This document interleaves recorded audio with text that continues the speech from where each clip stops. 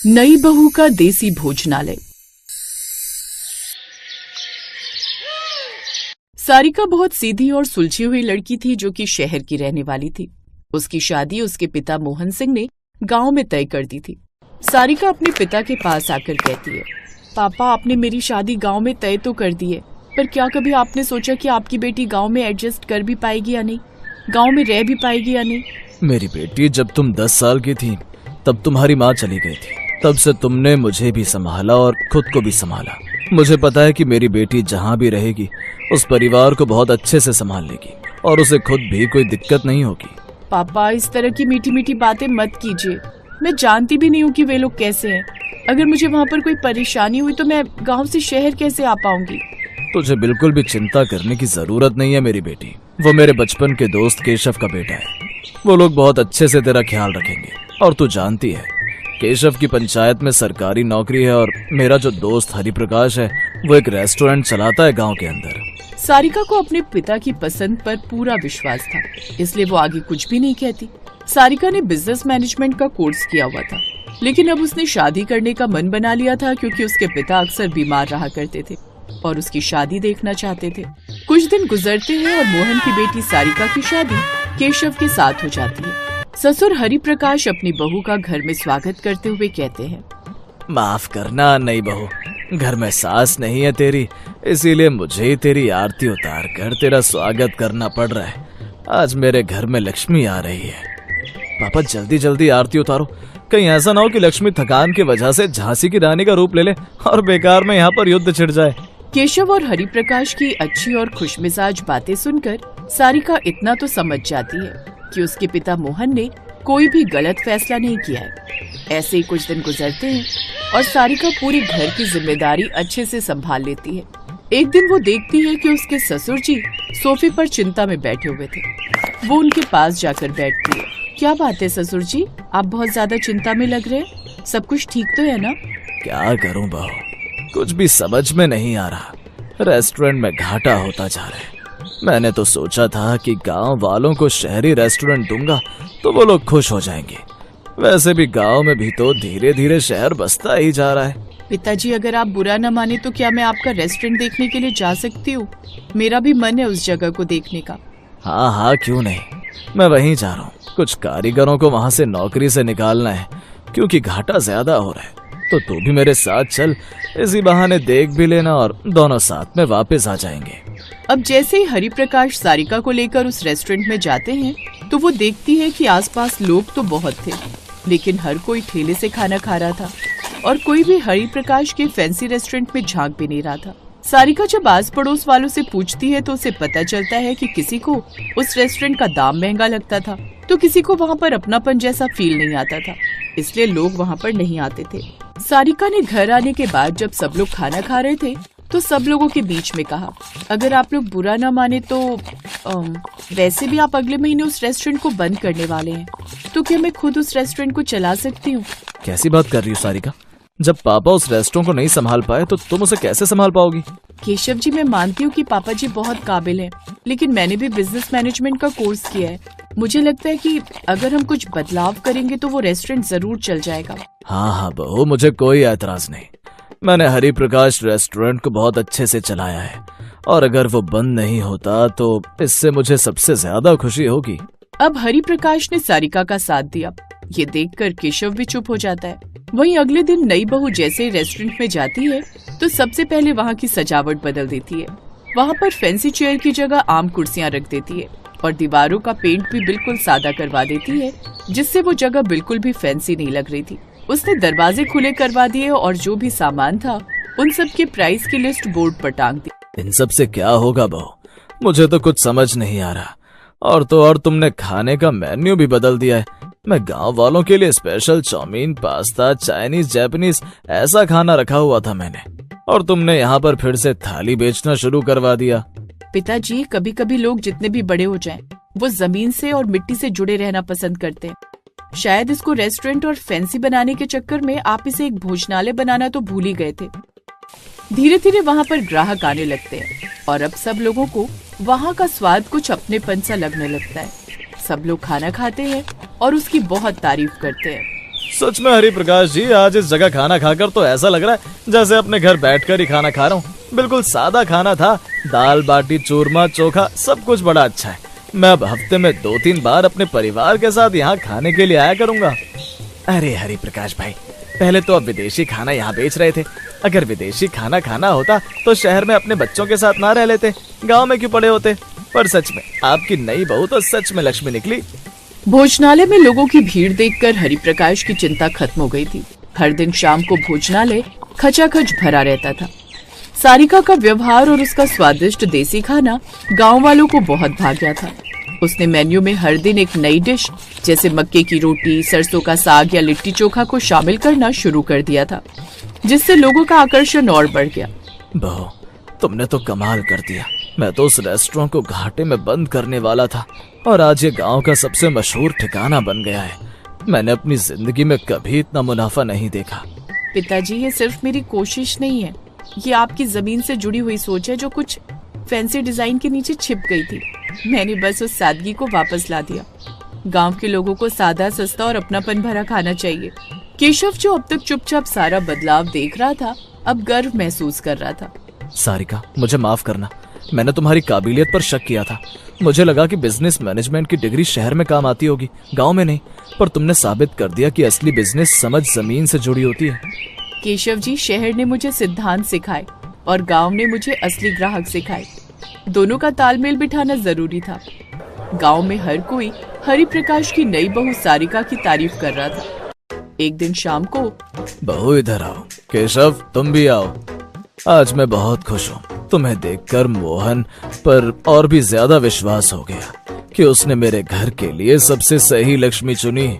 जहाँ मैं महंगा और फैंसी खाना बेचकर घाटा उठा रहा था, वहीं तुमने अपनी समझदारी और सादगी से इसे गांव का सबसे सफल भोजनालय बना दिया। उन्होंने उस कपड़े को बोर्ड से हटाया। बोर्ड पर बड़े सुनहरे अक्षरों में लिखा था, नई बहू का देसी भोजनालय। आज से ये भोजनालय तुम्हारा है सारिका।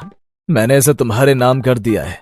इसे हरि प्रकाश रेस्टोरेंट नहीं, बल्कि नई बहू का देसी भोजनालय के नाम से जाना जाएगा। ये मेरा तुम्हारे लिए शगुन है। तुम हमेशा खुश रहो और इसे और आगे बढ़ाओ। ये सुनकर सारिका की आंखों में खुशी के आंसू आ गए। धन्यवाद पिताजी, आपने मुझ पर इतना भरोसा किया। मैं इसे पूरी लगन से आगे बढ़ाऊंगी। मुझे तुम पर गर्व है सारिका। सच में तुम मेरे लिए साक्षात लक्ष्मी बनकर आई हो। अब तुम हमारे बिजनेस क्वीन हो। मोहन सिंह, जो अपनी बेटी की सफलता सुनकर गांव आए, उन्होंने हरि प्रकाश को गले लगा लिया। मैंने कहा था ना केशव, मेरी बेटी जहाँ भी रहेगी उसे संभाल लेगी। मुझे गर्व है कि तुमने मेरी बेटी को इतना मान दिया। मोहन, तुम्हारी बेटी ने मेरी इज्जत और मेरा व्यापार दोनों बचा लिए। ये मान की हकदार है।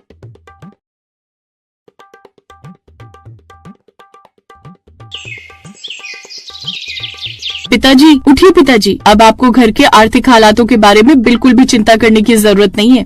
क्या कहा बहू? लेकिन वो कैसे? पिताजी, मैंने सोच लिया है। अब हम ऐसा ढाबा खोलेंगे जिसके लिए ज्यादा लागत की भी जरूरत नहीं है और उसे कोई भी तोड़ नहीं पाएगा। लेकिन वो कैसे बहू? पिताजी, अब हम खुद का अम्ब्रेला ढाबा खोलेंगे। ये कुछ अलग होगा और आप देखना कैसे ग्राहक हमारे ढाबे पर चले आएंगे।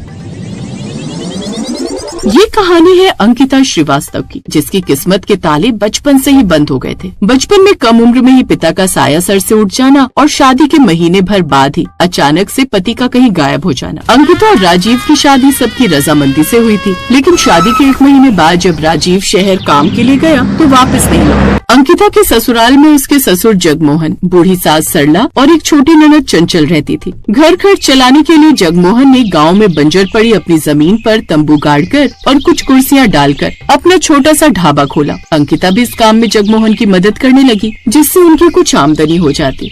पिताजी, मैंने आलू उबाल कर रख दिए और आटा लगा दिया है। जैसे ही ग्राहक आएंगे मैं गर्मा गर्म आलू के पराठे बनाती जाऊंगी।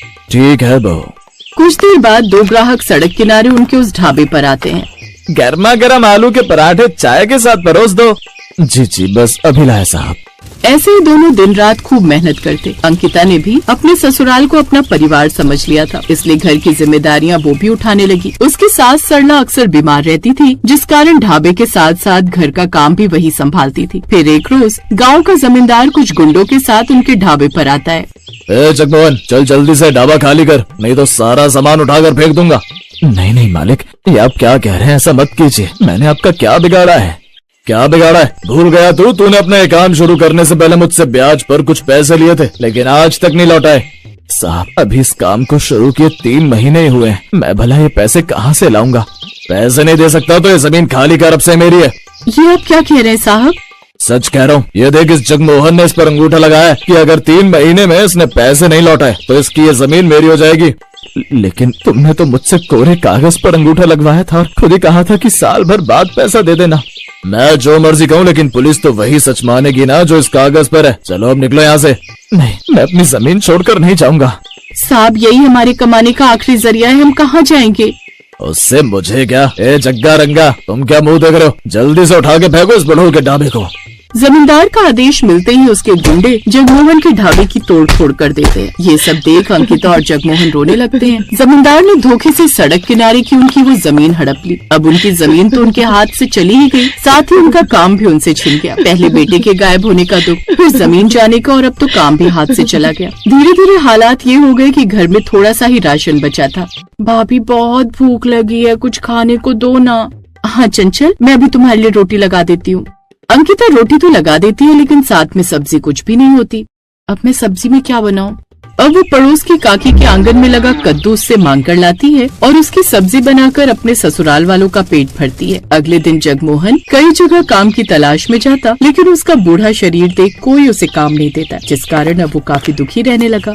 हर जगह काम ढूंढ लिया, लेकिन कहीं काम नहीं मिला। लगता है भगवान ने सारे दुख हम गरीबों के नसीब में ही लिखे हैं। क्यों परेशान होते हो जी? ऊपर वाले की मर्जी के आगे कहाँ किसी की चलिए। माँ जी ठीक कह रही है पिताजी, ऐसे चिंता करके तो आप अपनी भी तबीयत खराब कर लेंगे। ऐसा कहकर अंकिता अपने ससुराल वालों को दिलासा देती है, लेकिन सच तो ये था कि अंदर ही अंदर वो खुद भी यही सब सोचकर परेशान थी। घर में खाने के लिए भी थोड़ा सा ही राशन बचा है, आने वाले कुछ दिन में वो भी खत्म हो जाएगा। फिर मैं माँ, पिताजी और चंचल को खाने को क्या दूंगी? अब मुझे कुछ न कुछ तो करना होगा। अगले दिन घर का काम निपटा कर अंकिता काम की तलाश में जाती है, जहाँ एक ढाबे पर उसे बर्तन धोने का काम मिल जाता है। लेकिन वहाँ का सेठ अंकिता पर बुरी नजर रखता था, इसलिए उसे वहाँ काम करना अच्छा नहीं लगता। लेकिन अपने ससुराल वालों का पेट पालने की खातिर वो चुपचाप वहाँ काम करती रहती। एक रोज जब वो काम से वापस लौट रही थी तो अचानक जोरों की बारिश होने लगी। अरे बाप रे, इस बरसात को भी अभी आना था, घर पहुँचने देती उसके बाद हो जाती। तभी उसकी नजर बरसात में भी छाता लेकर भुट्टे बेच रही औरत पर जाती है। भुट्टे ले लो भुट्टे, गर्मा गर्म भुट्टे। अगर ये औरत इतनी बरसात में भी छाता लेकर भुट्टे बेच सकती है तो हम क्यों नहीं अपना एक ऐसा ही अम्ब्रेला ढाबा खोल सकते हैं। इसके लिए तो ज्यादा सामान की भी जरूरत नहीं होगी और न ही जगह की, और उस सेठ के यहाँ काम भी नहीं करना पड़ेगा। यही सोचकर अंकिता घर आ जाती है और रात भर वो यही सोचती रहती है, जिस कारण उसे सारी रात नींद नहीं आती। फिर अगली सुबह वो जगमोहन को उठाते हुए अपने अम्ब्रेला ढाबा खोलने के विचार के बारे में बताती है। छाते के नीचे ढाबा, ये कुछ अजीब नहीं लग रहा बहू? नहीं पिताजी, और इसमें ज्यादा लागत भी नहीं लगेगी। मेरी सहेली है पूर्णिमा, उसके पति की छाते की दुकान है, जहाँ हमें सस्ते दाम में कुछ छाते मिल जाएंगे। और मैंने थोड़े पैसे जोड़े थे सेठ के ढाबे पर काम करके, उससे मैं जरूरत का सामान ले आऊंगी। और सबसे अच्छी बात, कोई हमारे उस ढाबे को ना तो तोड़ पाएगा और न ही उसे हटा पाएगा, क्योंकि हम वो अपने आंगन में ही लगाएंगे। अब जगमोहन भी उसकी बात मान लेता है और अगले दिन से वो अपने आंगन के आगे ही खुद का अम्ब्रेला ढाबा खोल लेते हैं। वो आंगन में बड़े बड़े छाते लगा देती है, साथ ही कुछ कुर्सियां टेबल भी रख लेते हैं। उनके घर से कुछ ही दूरी पर सड़क थी, जिससे आते जाते ग्राहकों की नजर उनके उस छाते वाले ढाबे पर जाती है। तभी बारिश की बूंदाबांदी भी शुरू हो जाती है। अरे बहन जी, क्या यहाँ खाने को मिलेगा? हम काफी देर से इस रास्ते पर चले आ रहे हैं, लेकिन खाने को कुछ भी नहीं है। हाँ हाँ भाई साहब, आपको गर्मा गर्म पराठे चाहिए या चाय पकौड़े? जो भी चाहिए होगा आपको मिल जाएगा। ऐसे मौसम में तो गर्मा गर्म चाय पकौड़े हो जाएं। आप बस 2 मिनट रुकिए, हम जल्दी से बना देते हैं। ऐसे एक एक कर और भी ग्राहक उनके उस अम्ब्रेला ढाबे पर आने लगते हैं और सबको उनका ये आइडिया बड़ा पसंद आता है। फिर एक रोज शहर से एक पत्रकार उस ओर आता है और उस अनोखे ढाबे के बारे में अपने अखबार में छापता है, जिससे कुछ दिन बाद वो वहाँ ग्राहकों की भीड़ और भी बढ़ जाती है। अब बारिश हो या धूप, ग्राहकों को वहाँ आने में कोई परेशानी नहीं होती, लेकिन ज्यादा ग्राहक होने की वजह से अब वो जगह कम पड़ने लगती है। पिताजी, अब हमारे पास अच्छे खासे पैसे जुड़ गए हैं, इसलिए अब हम जमीन खरीदकर उस पर अपना अम्ब्रेला रेस्टोरेंट शुरू करेंगे। जो तुझे सही लगे वो कर बहू। इस घर की बहू नहीं बल्कि बेटा बहू दोनों है। तूने बहू होने से ज्यादा एक बेटे होने का फर्ज निभाया है। अब अंकिता खुद का बड़ा अम्ब्रेला रेस्टोरेंट खोल लेती है, जिससे अब जितने मर्जी ग्राहक वहाँ आ सकते थे। अंकिता की अनोखी सोच ने उसके ससुराल वालों को फर्श से अर्श पर ला दिया और अब उनकी गरीबी के दिन खत्म हो गए। उसने अपनी सास का इलाज अच्छे से अस्पताल में करवाया और अब वो सब खुशी खुशी रहने लगे।